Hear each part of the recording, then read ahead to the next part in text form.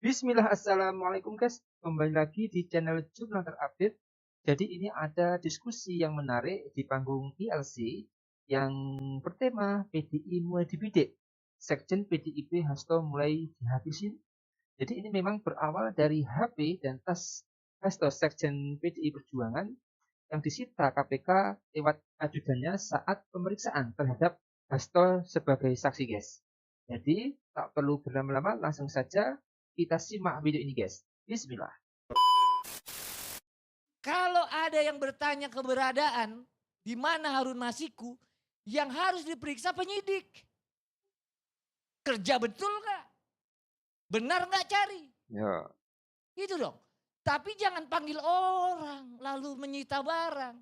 Jadi kalau ada yang bilang biasa, kita kadang ngomong karena kita nggak diperlakukan begitu.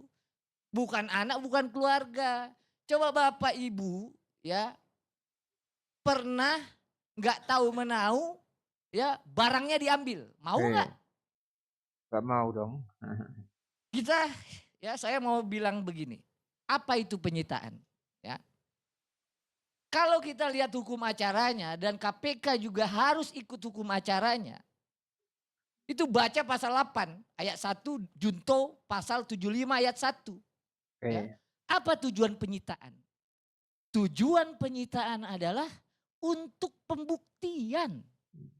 Kodari guys. Pertanyaannya, Mr. yang kemarin itu pembuktian apa?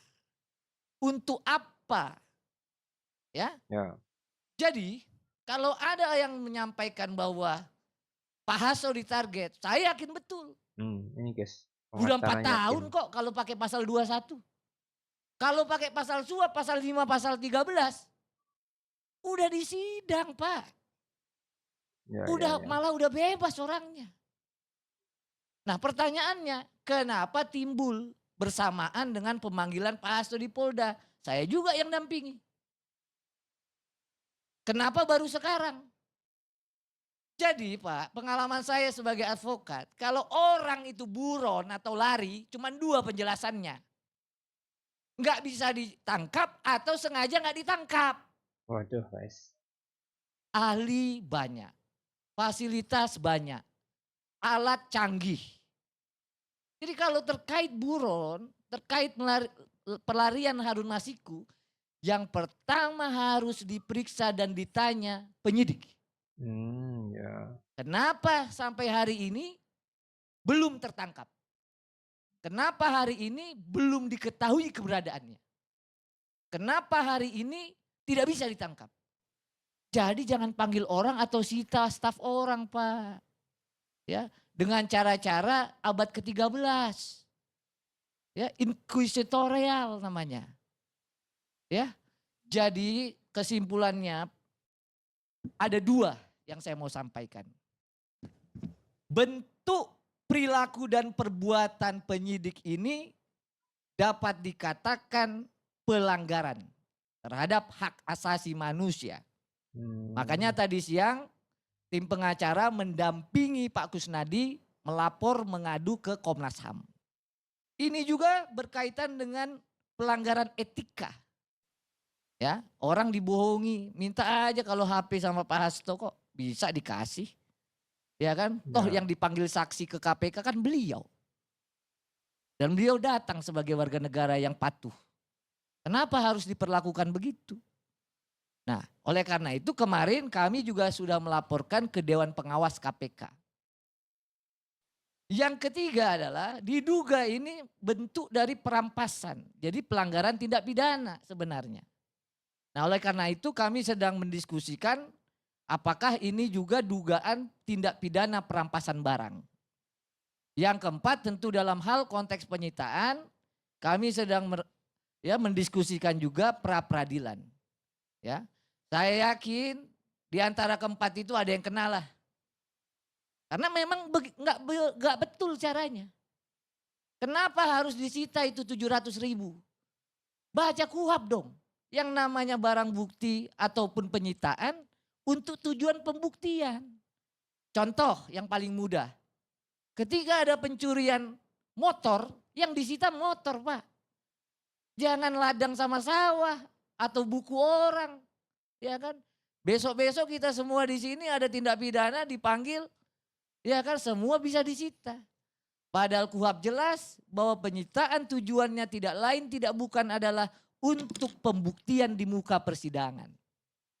Ya, oleh karena itu tentu ya kalau memang tidak terkait kembalikan cepat Pak penyidik. Jangan tunggu nanti sampai orang nggak bisa belanja dapur. Jangan tunggu nanti Pak Kusnadi nggak bisa bayaran, kesian loh. Asasi itu. Ya. Toh kalaupun itu berkaitan dengan rekening dalam rangka penyidikan pro justisia, boleh kok minta keterangan pihak bank. Ngapain kayak drama sinetron gitu. Ya, nggak boleh lah begitu Pak Karni. Jadi sekali lagi kalau ada yang dibilang ya Pak Hasto mau dihabisi secara hukum ya tentu hukum ini bisa digunakan untuk menghabisi orang. Bukan hanya sekarang. Pemerintah kolonial dulu menggunakan hukum untuk membungkam para pendiri. Bisa. Itu yang kita protes pada waktu di Polda. Kalau dia menggunakan pasal ITE, kami masih bisa terima. Yang digunakan pasal 160, hadzai artikelen, ujaran kebencian. Pasal-pasal yang digunakan untuk Bung Karno, Maskun di era 1930-an membungkam untuk kita bisa merdeka. Nah itu yang mau kita lihat. Kenapa kok pakai pasal hadzai artikelen? Jelas kok. Kenapa? Pasal itu karet. Bisa nubruk kemana-mana. Orang bisa kena itu kalau pakai pasal itu. Ujaran kebencian. Saya ngomong begini. Bisa saja bilang, wah hebat si Patra. Tapi yang kedua, wah ini ujaran buat orang benci. Itulah kenapa disebut dengan ujaran kebencian. Dan itu digunakan untuk Pak Hasto. Jadi kalau ada orang yang bilang biasa aja ikuti proses hukum. You belum pernah kena. You belum pernah diperiksa. Ya, ada yang perdebatan tadi. Kenapa? Cuman 1 jam ternyata diperiksa atau sejam kurang. Tapi kenapa keluarnya 4 jam? Karena ditinggalin. Di ruang sempit dan AC, dingin. Ya, itu sama tadi. Cara-cara yang begitu udahlah, nggak usah lah. Kita kan abad apa? Society 5.0, industrial 5.0. Masa meminta keterangan melalui cara-cara begitu orang ditinggal sejam 2 jam. Dan ini bukan kejadian ini. Saya beberapa kali mendampingi yang sudah jadi tersangka memang begitu. Ditinggal. Ya. Kalau dia betul dia memang jadi tersangka ya dibegitukan. Ada hasilnya di persidangan.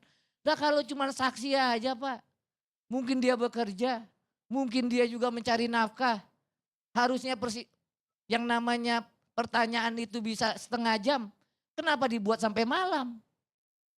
Jadi kalau ada orang yang bilang di ruangan ini, wah itu teknik penyidikan, you belum pernah. You ngomong karena belum pernah diperlakukan sewenang-wenang.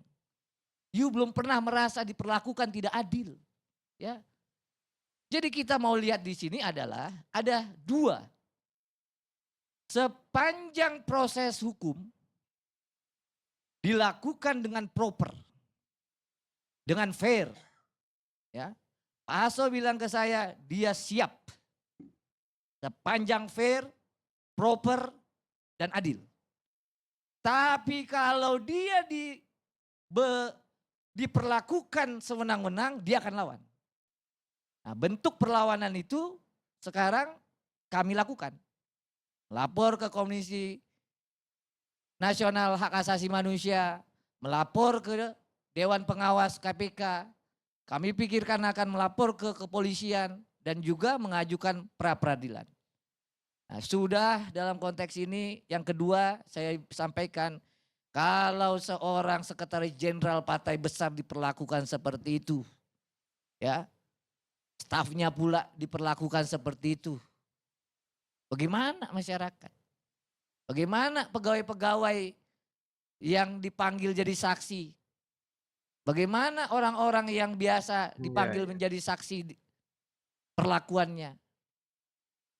Itu Bang Kardi yang mau saya sampaikan. Oke guys, jadi pokok intinya, jadi siapapun yang nantinya yang terbukti korup dan bersalah, maka harus mau bertanggung jawab dihukum seadil-adilnya. Tidak boleh ada toleransi. Jangan hukum tajam ke bawah, tumpul ke atas. Bila mana hukum bisa dipermainkan, jangan pernah berharap adanya keadilan. Hukum dunia memang bisa direkayasa, tapi yakinlah kita semua tidak akan lepas dari hukum Sang Maha Pencipta, guys. Harun Masiku memang telah lama menjadi buronan kasus korupsi dan sampai sekarang belum ditangkap juga. Menjadi suatu keharusan bahwa kasus korupsi layak untuk diproses setransparan mungkin. Kita harus mengetahui bersama bahwa korupsi harus ditindak. Dengan adanya pemeriksaan dengan banyak saksi, ini akan membuat keberadaan Harun Masiku dapat ditemukan dan bisa mempertanggungjawabkan segala perbuatannya, guys. Jadi menurut kalian gimana, guys, soal diskusi di panggung IELTS ini, guys? Tulis komentarnya di bawah ini, guys, ya. Saya izin pamit dulu. Wassalamualaikum warahmatullahi wabarakatuh.